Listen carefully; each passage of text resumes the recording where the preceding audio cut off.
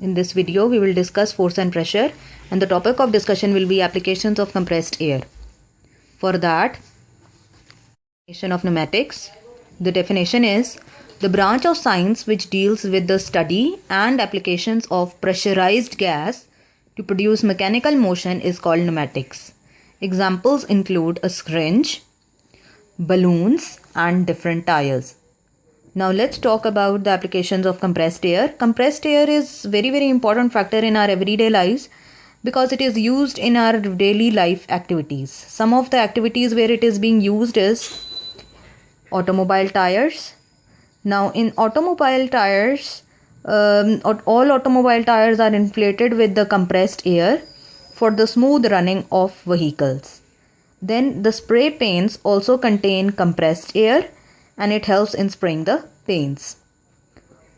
Then air-powered motors, they contain compressed air where electric motors are not suitable for the safety reasons. There these air-powered motors are used. Now air-powered pneumatic tools contains or consist of hammer and the drills.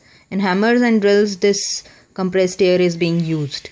Air brake system in heavy vehicles also work on the basis of compressed air. Now if you look at the working of this, it says that when the brake paddle is pressed, the compressed air is released from the storage tank.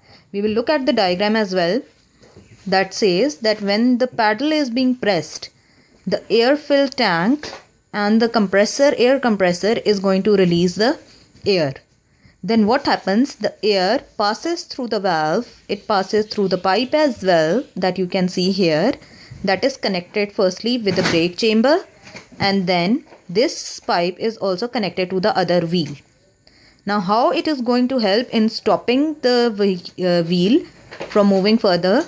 This pushes the brake pad against the moving wheel to stop its motion.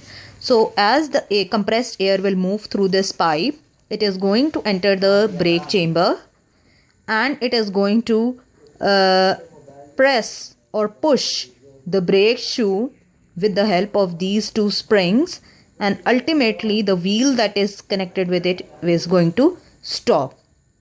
This is how, and there is also another pipe that you can see here that is connected with the other wheel. So this is how the air brake is going to work.